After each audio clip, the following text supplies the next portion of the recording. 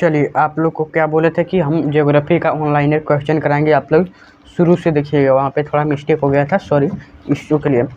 देखिए, आप लोग पहले क्या कीजिए, इस तरह का बोले थे आप लोग को, पहले इस तरह का ऑनलाइन क्वेश्चन लिखने के लिए इधर आंसर। ठीक है, चलिए हम वीडियो स्टार्ट करने जा रहे हैं।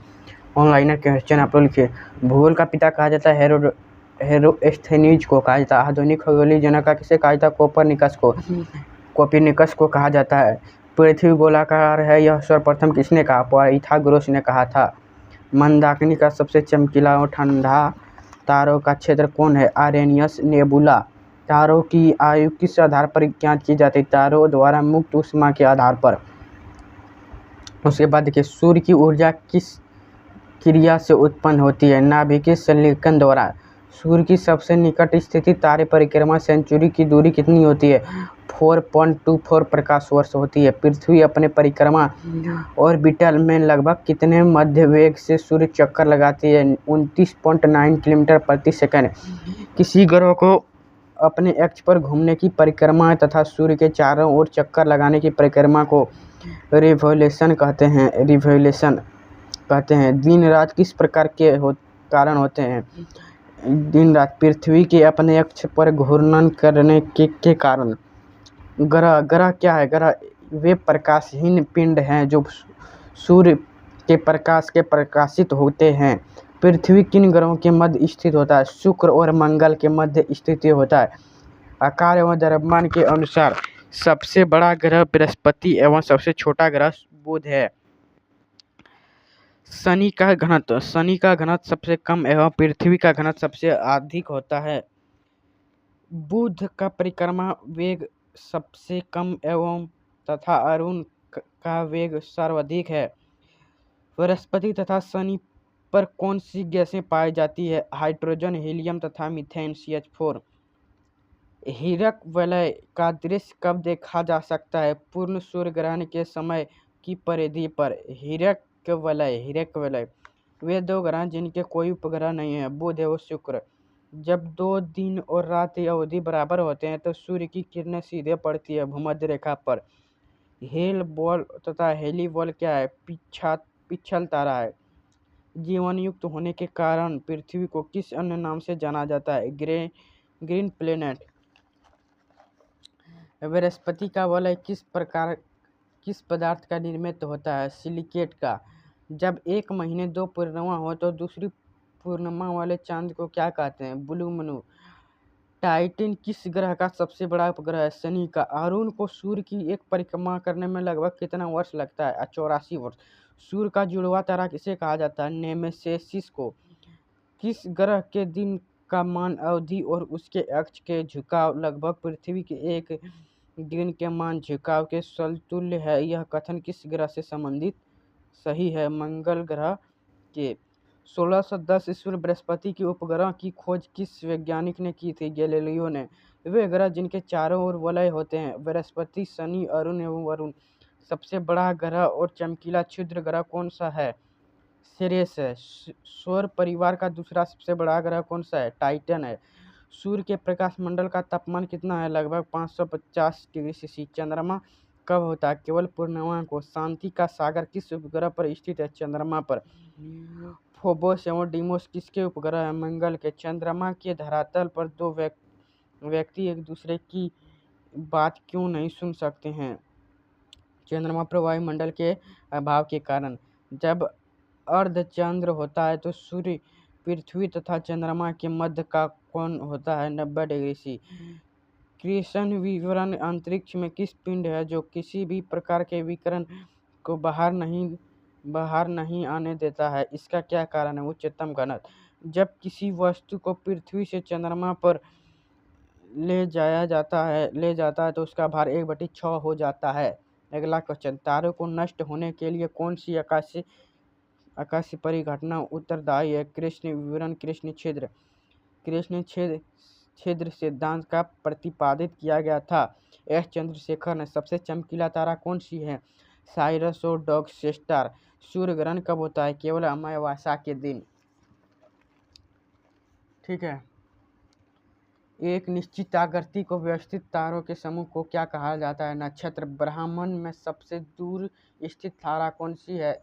इक्रामन। ध्रुव तारा किस तारामंडल की ओर संकेत करती है? सप्तऋषि तारामंडल। मंगल और बृहस्पति की कक्षाओं के मध्य सूर्य की परिक्रमा करने वाले आकाशीय पिंड को क्या कहा जाता है? क्षुद्र ग्रह। उल्का किसको कहते हैं? टूटता हुआ तारा को उल्का पिंड कहा जाता है। उल्का पिंड नहीं, उल्का सिर्फ कहते हैं। एकमात्र क्षुद्र ग्रह जिसे नगण्य आंखों से देखा जा सकता है, वेस्टा। अरुण और शुक्र किस दिशा में घूर्णन करते हैं? पूरब और पश्चिम। निहारिका किससे मिलकर अत्यधिक प्रकार मान आकर्षित पिंड बन सकता है? गैस और धूल के कण।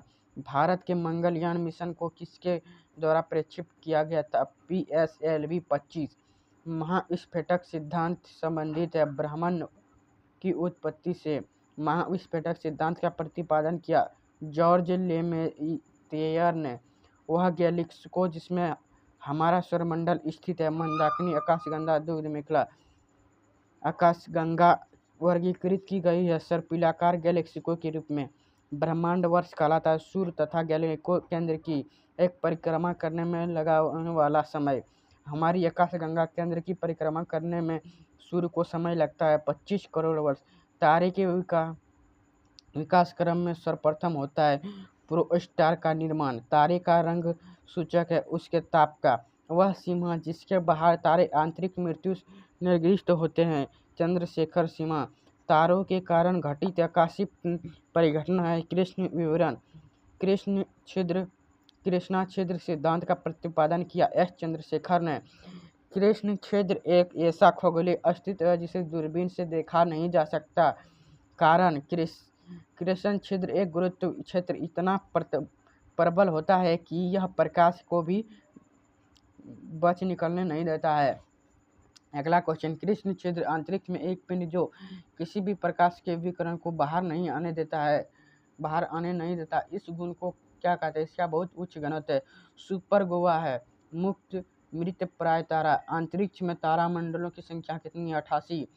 पल्सर कृष्ण विवरण वास्तव में भंगुर तारा इत्यादि खगोलीय वस्तु एक निश्चित आकृति में स्थित ताराओं का समूह कहलाता है नक्षत्र। हब्बल अंतरिक्ष टेलीस्कोप की पहली बार किस दूरस्थ तारे की सतह की छाया भेजी जा सकती है? बिट ग्लोसियस। सौरमंडल के 8 ग्रहों को सर्वाधिक माध्य घनत्व है। पृथ्वी का 5.5 ग्राम सेंटीमीटर। पृथ्वी का विषुवत विस्तार 12,000 साल से 56.92 किलोमीटर है, जबकि ध्रुव विस्तार कितना है? 12,713.6 किलोमीटर है। पृथ्वी और सूर्य के बीच स्थित अंतरिक्ष यान में बैठे व्यक्ति को दिखाई पड़ेगा आकाश यहाँ काला है, तारे टिमटिमाते नहीं हैं। पृथ्वी के गठन में मुख्य तत्व लोहा 35% है, ऑक्सीजन 30% है और सिलिकॉन 15% है। प्रकाश वर्ष इकाई है दूरी की।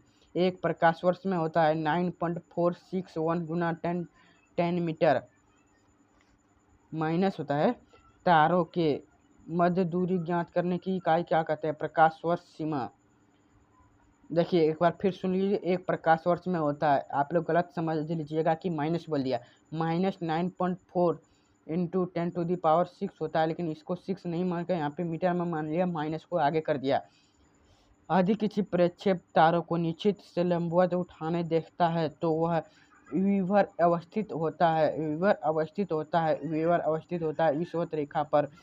जिस तारामंडल के तारों ध्रुवों की ओर संकेत करते हैं वह है सप्तऋषि।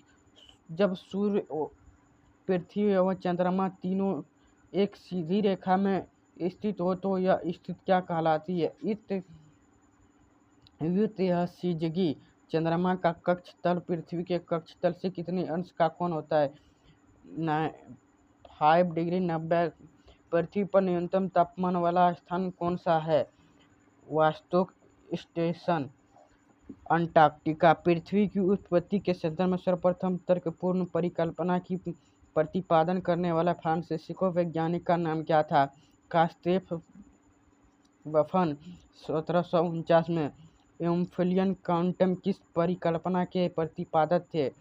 वायव्य राशि परिकल्पना की ज्वारी परिकल्पना का प्रतिपादन किसने किया? जेम्स जीन्स ने।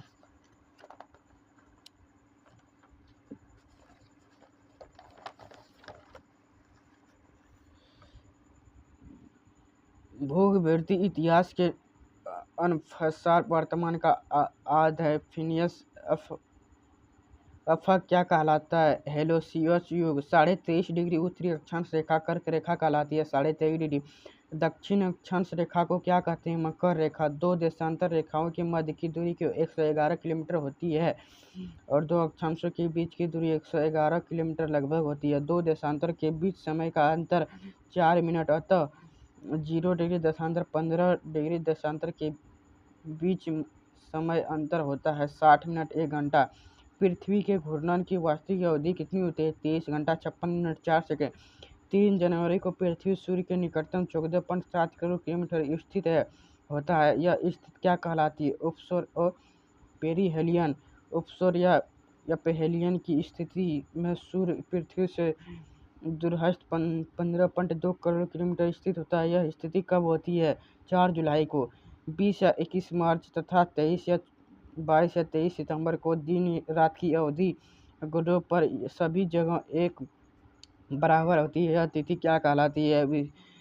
विषुव। मकर संक्रांति को 21 या 22 सितंबर की स्थिति होती है। इस दिन सूर्य मकर रेखा पर लंबवत चमकता है। 21 या 22 जून को सूर्य लंबवत चमकता है। कर्क रेखा पर यह स्थिति क्या कहलाती है? कर्क संक्रांति कहलाती है। पृथ्वी अपने अक्ष पर कितनी झुकी हुई होती है? 23.5 डिग्री।